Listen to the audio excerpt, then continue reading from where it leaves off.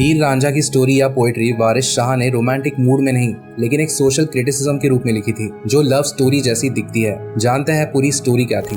रांझा ये सबसे छोटा लड़का था एक बड़े लैंड ओनिंग फैमिली का, टैलेंटेड, हैंडसम लेकिन आलसी। उसके भाई उसे पसंद नहीं करते थे।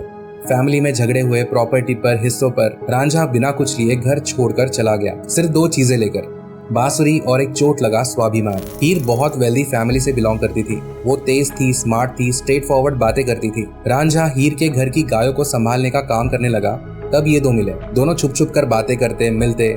हीर कोई भूली भाली लड़की नहीं थी, उसको पता था क्या चल रहा है। उसको रांझा से प्यार करने की कीमत पता थी, लेकिन फिर भी उसने खुद को नहीं रोका। वो रांझा के साथ मस्ती मजाक करती, फ्लर्ट करती। उनका प्यार लाउड था, उस टाइम के लिए सोशली एम्बैरेसिंग था, और यही उनकी गलती बनी। जब हीर के परिवार को ये पता चला, तब उसकी शादी जबरदस्ती दूसरे आदमी के साथ कर दी गई। रांझा ये देखकर बिखरा नहीं, वो उससे भी ज्यादा टूट गया। उसने संसार छोड़ दिया, जोगी बन गया, अपने शरीर पर राख लगाई, कानों में बाली पहनी, अपना धर्म, जाति सब कुछ छोड़ दिया। इसलिए नहीं क्योंकि वो अब संत बन गया है, लेकिन इसलिए क्योंकि सोसाइटी उस आदमी को सजा देने के काबिल नहीं जिसने संसार छोड़ दिया हो। हीर रांझा दोनों की मुलाकात फिर से हुई, लेकिन हीर उसे इस वेशभूषा में पहचान नहीं पाई। रांझा बहुत बदल गया था, लेकिन जब उसने उसे पहचाना, तब खुशी बस कुछ ही पल के लिए टिकी रही। क्योंकि आदमी संसार छोड़ सकता है, लेकिन सोसाइटी उसे नहीं छोड़ेगी। हीर की फैमिली तंग आकर फाइनली अग्री करती है दोनों की शादी करवाने के लिए। तैयारियां शुरू होती है, शादी का दिन आता है, लेकिन हीर के खुद के लोगों को ये चीज पच नहीं पाती कि उनके घर की लड़की ऐसे लड़के के साथ शादी करके उनके स्वाभिमान को गिरा रही है।